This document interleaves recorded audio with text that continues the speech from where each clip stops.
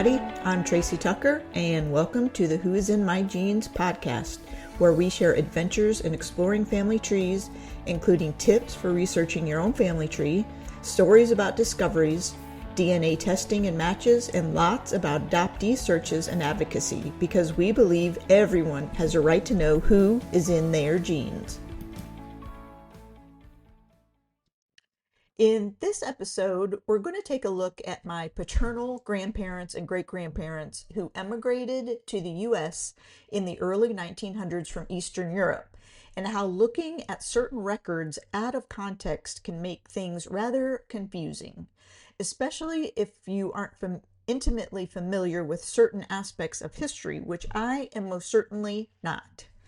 It's funny, meaning ironic, funny, how history really seemed irrelevant when I was in school and was being forced to try and learn it. Yet now I wish I knew everything. And as always, a reminder to be lenient with how names may be spelled in historical documents. I'll explain as we go. So these are my biological father's parents. I never met them, yet I am fascinated with them because they were immigrants and because they were from Macedonia, of all places. My mother's side is all Western Europe, and my father's side, Eastern European, so I'm definitely a European mutt. Looking at their records, though, could be very confusing and seemingly refute they came from Macedonia at all if you don't consider the history of the geographical region now known as the Republic of North Macedonia. So, where in the world is Macedonia? Today, what is called North Macedonia is a roughly circular country directly north of Greece, bordered by Albania on the west, Kosovo and Serbia on the north, and Bulgaria on the east. If you recall from the Origins episode, I talk about that little piece of paper I found as a kid that had some info on it about my biological parents. It plainly stated that my father was of Macedonian descent. When I was a kid, if anyone asked, I would say Greek, though. I mean, Macedonia was not on any map in the 70s and 80s. My Macedonia family would not be happy with me saying Greek, though, but we'll get to that too. My father's parents were Christine Bojinoff and Sean Spasoff, who went by Sam.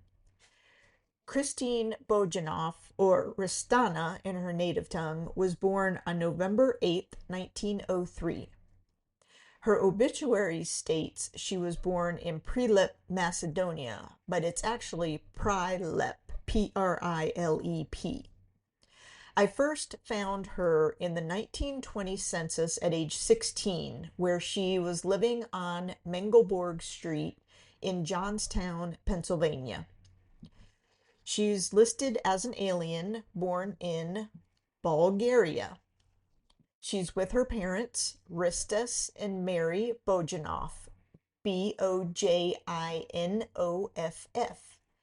Curiously, F.R.G.S, her father, is listed as 26 years old, and Mary, her mother, as 27, yet Ristana is 16, so their ages are definitely wrong if they are in fact her parents. There are two other children in the household as well, a sister, age 12, and Thomas, age 1.5, who is actually not Thomas, but Temelko, also known as Tony. The 12-year-old daughter is actually Paraskiva, who went by Pearl. All except Thomas or Tony are listed as having immigrated in 1914, born in Bulgaria, with their parents also born in Bulgaria. F.R.G.S and Mary's spoken language is listed as Serbian. Now, I happened to find a book that studied Johnstown, Pennsylvania from 1890 to 1940, exactly when my ancestors were there. It's called For Bread with Butter: Life Worlds of East Central Europeans in Johnstown, Pennsylvania by Iwa Marowska. It's part of a series on interdisciplinary perspectives on modern history. If you have any family members or ancestors who were there, the book is fascinating and includes many, many details about the different cultural neighborhoods, standards of living, what the different ethnic groups' goals for their lives were, how they spent their money. Like some spent their money mostly on housing for stability, some spent it on clothing for their image building, some spent it on food, um, better food than they needed to survive, such as steaks, etc. And on the industrial aspects of it, meaning the steel mills, mining, etc., etc. I'll put a link to the book on Amazon in the show notes. So in 1920, at age 16, my grandmother, Christine, is listed in the census as working in a cigar factory. Indeed, in the book, on page 195, it states, the young women worked as servants, maids, cooks, and laundrywomen in American homes, as laborers in the local cigar factory, as salespersons in immigrant stores, or if they had a little more education, as cashiers and clerks. So she was a laborer in the local cigar factory. Christine married Sean Spasoff in 1921 in Johnstown. Sean was born March 12, 1894 in Kretovo, Macedonia, or Yugoslavia. I'll explain later. So he was about 10 years older than she was. In the 1930 census, they're living with Christine's family on Plum Street in Johnstown. This census has all kinds of issues, though. First, Bojinoff was transcribed as Bozinower. Looking at the handwriting, I think it was written Bozinov, so the J in Bojinoff became the Z in the handwriting, and the V in the handwriting became AR in the transcription. Good grief. Second, Sean, who was using the name Samuel, and Riste, listed as Liste with an L, are swapped. There's an image of this census page up on our Instagram if you want to check it out. They basically have the Bojinoff family as Spasoff and vice versa, with the first names of Christine's husband and father switched. But they're both laborers, one working at a brick refractory and one at the steel mills.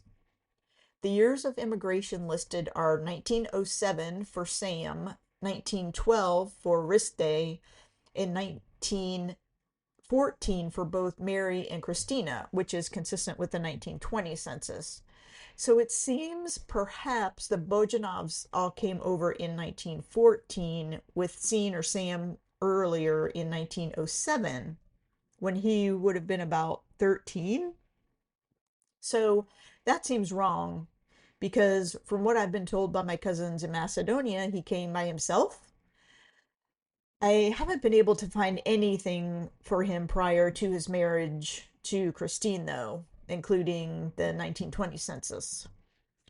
In the 1930 census, it looks like the subsequent information, though, at least some of it is correct for the person who's supposed to be on that line. That being the case, Christine's father, Riste, is listed as age 53, married at age 17, with Mary, her mother, also listed as age 53. Remember, in the 1920 census, they were listed in their 20s, and this is only 10 years later. However, they are all now listed as born in Serbia, and their parents also born in Serbia instead of Bulgaria. Riste and Mary's youngest child, now listed correctly as Tony, is 11, and Pearl is not with them. Sam and Christina have had 5 children: Nick, Helen, George, Stephen, and Mary. In the 1940 census, Sean is 46, Christine is 36, And they now have 7 children, adding Dorothy, Pauline, and John since 1930. And they are still on Plum Street in Johnstown. Christine is listed as an alien, but now her birthplace is Yugoslavia. Scene also states Yugoslavia, but the citizenship question on this census for him is answered with having first papers. The home is listed as owned with a value of $3,500. Scene worked 42 hours the past week as a wage or salary worker in private work and worked 52 weeks in 1939 for $4,650 in income. Christine did not work at all. Oldest son Nick, age 18, was completing school but was not working, and none of the other children were listed as working either. In the book For Bread with Butter, on page 206, it states that in 1930, 35% of head of households among East Central European male immigrants owned a home, compared to 40.1% of all residents. It was higher among those employed in business and services at 48% and lowest among those who were ordinary laborers at just 24.2%. A sample of real estate transfers from 1920 to 1930 indicated that most prices ranged from $2,700 to $3,800. So their home value is closer to the upper end of this, unless that changed drastically before they purchased it sometime before 1940. Riste and Mary Bojinoff are transcribed in 1940 as Bojinot, both age 63. So we're finally getting some consistency on their age. If 1930 and 1940 are correct, they would have been 43 in 1920, not 26 and 27 as they were listed. They're listed with son Tony, 21, in Johnstown, renting a home at 121 and a half on what I believe is McConaughey Street. Tony was working as a baker's helper. Birthplace? Yugoslavia. Riste is now naturalized, and Mary has first papers. And Mary has some additional information listed at the bottom of the census page, including number of children 10, and native language, transcribed wrong, but is most certainly Macedonian. Who are these other children? Her obituary lists only the 3 we know of, Christine, Pearl, and Tony. In 1942, Scene registered for the World War II draft at age 48. He lists his place of birth as Kratovo, Yugoslavia. By the 1950 census, the Spasoff family had moved to Akron, Ohio, and were living on Orio Avenue. O-R-I-O, not like the cookie. Their surname in the census is transcribed as Spasoff. Scene is 56, Christine 46. Living at home are Nick, 28, Steve, 24, Dorothy, 19, Pauline, 17, and John, 13. The birthplace for Scene and Christine is listed again as Yugoslavia. It states both Scene and Christine have citizenship, but I haven't found any of those records yet. The Bojinoffs had moved to Akron as well and were living on Smith Street. Mary is listed in the census by her native name, Menka, and Tony is the head of household listed by his native name, Temelko, with his wife, Helen. Menka and Riste both list their birthplace as Yugoslavia and their citizenship as yes. I've not found their citizenship records either. Menka, Mary, died in 1955 at the age of 66. Riste died in 1961 at the age of 83. His obituary states he was a native of Macedonia, lived in Akron 15 years, and left a son, Tony, and 2 daughters, Christine Spasoff and Paraskeva Vaslev, that's Pearl, 10 grandchildren, and 15 great-grandchildren.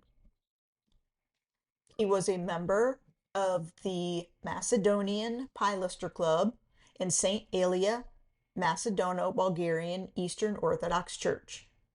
He was buried in Glendale Cemetery with Minka. Scene died in 1973 at the age of 79.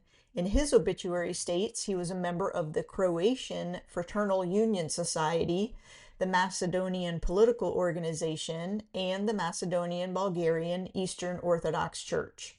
It names his family and his sisters Marsa and Yania, both of Yugoslavia. Christine died in 1979 at the age of 75, and both Scene and Christine were also buried in Glendale Cemetery. Now, let's talk about this Macedonia, Yugoslavia, Bulgaria, Serbia thing. Today, Macedonia is officially the Republic of North Macedonia, to the objection of most Macedonians. Macedonia is actually the oldest surviving name of a country in the entire continent of Europe. There's evidence of a Macedonian nation for more than 2,500 years. And there's some evidence of a European civilization that flourished between 700 and 3,500 BC. Macedonia is a distinct nation ethnically, linguistically, and culturally. Ever heard of Alexander the Great? His full title was Alexander the Great of Macedon. The first known king was Carinus, who ruled from 808 to 778 BC. After the Third Macedonian War, when Rome defeated the Macedonian army, the Macedonian kingdom ceased to exist and eventually became a Roman province. Over the next several centuries, the rule and geographic boundaries of the area changed several times due to battles and all-out wars, changes in rulers, rebellions, occupations, uprisings, and even earthquakes until 1389, when the Ottoman Turks conquered Byzantine territory and then ruled via the Ottoman Empire for about 5 centuries. So fast forward to 1912. All of my aforementioned grandparents had already been born. Greece, Serbia, and Bulgaria joined forces to free themselves from Turkish rule in the Ottoman Empire and fought the First Balkan War, which they won. The 1913 Treaty of London divided the geographic portions of Macedonia up among the Allies, but Bulgaria was not happy with that, leading to the Second Balkan War in 1913, which Bulgaria lost, resulting in the Treaty of Bucharest, confirming the boundaries, and that remained in force for decades. That partition was this: the southern half of what was formerly Aegean Macedonia as part of the Ottoman Empire, the Turks, became part of Greece, and it was renamed Northern Greece. The Greeks called Macedonians Slavophone Greeks or Makedo-Slavs. I'm unsure how to pronounce it, but it's Makedo. Bulgaria annexed the Pirin region in the northeast corner and also abolished the name Macedonia and called the natives Macedonian Bulgarians. Serbia took over the Vardar region in the northwest and renamed it Southern Serbia, calling Macedonians South Serbs. If you look at a map of Eastern Europe from 1910, you'll see there is no Macedonia. Skopje, one of the larger and more well-known cities, is part of the Ottoman Empire in 1910. Maps from the 1800s don't have it either. The geographic area was part of Turkey. The 1918 Paris Peace Conference, ending World War I, ignored a Macedonian cry for independence, and it was reincorporated with the rest of Serbia into what became Yugoslavia. In maps drawn in 1921, Skopje is part of Yugoslavia. An ethnographic map from 1922 shows the area as Bulgarian with no mention of Macedonian. Yugoslavia was subsequently invaded by Germany during World War II, which was from 1939 to 1945. Bulgaria was fascist and collaborated with the Nazis, and the Macedonians launched a war for liberation from Bulgaria. When Yugoslavia ended up on the losing side in 1945, the first modern Macedonian government was founded from the Yugoslavian boundary. And eventually, Macedonians were finally free in one of the three parts that had been geographically divvied up back in 1913. Now, this is not relevant to my ancestors, but it is to me, so let's wrap up this abbreviated history of Macedonia. In the 1990s, Yugoslavia was disintegrating as revolutions in Eastern Bloc countries resulted in the fall of communism and the dissolution of the Soviet Union. A 1991 referendum saw 95% of eligible voters approve the independence and sovereignty of the Republic of Macedonia, and so a new constitution was established and a new president elected. However, Greece opposed official recognition because they claim Macedonia is a subpart of Greece and that Macedonians are not a unique group of people but are just a type of Greek, and so there can't be a country Macedonia, and so the European community postponed recognizing it. In 1993, Macedonia was admitted to the United Nations under the description the former Yugoslav Republic of Macedonia, and was eventually recognized as the Republic of Macedonia. Greece then slapped a trade embargo on them, and Macedonia became landlocked because there was a UN embargo of Yugoslavia to the north. So, facing economic collapse, they changed their flag and constitution to make Greece happy, and then Greece lifted the embargo, which is why my Macedonian cousins would not like me saying I'm Greek. Finally, in 2018, the UN issued a list of 5 alternative names Macedonia could use, and the Republic of North Macedonia was selected, as it was still unable to be a member of the EU and NATO because of the ongoing naming dispute with Greece, even though 118 countries around the world, including even Turkey, who basically started this whole thing, recognized Macedonia under its constitutional name. It is now a member of NATO, though it is still being blocked from becoming a member of the EU.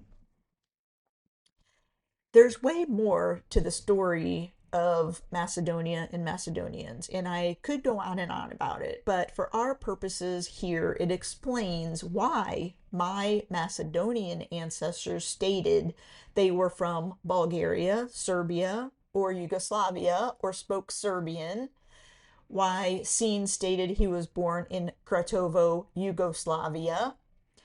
Even though some of his records state Prilep, my cousins in Macedonia confirm he is from Kratovo. Prilep was a much larger city, so maybe it was better known or just easier to say or spell. Who knows? In addition to the history lesson, I hope you'll take away that context is important. And again, spelling matters. Not in the respect that we must always get it right, though. My ancestors did not speak English initially, so communication was likely difficult. They may not even have known the correct spelling. So spelling matters in the regard that it often doesn't matter if you can determine the person is who you think they are. Spelling is a matter of speaking and a matter of hearing and trying to translate that into written symbols that others can understand. So as long as we understand what they were trying to communicate, if we put what we read and what we see and what we learn into the surrounding context, at least the context that we know of, we truly can learn so much more about who is in our genes.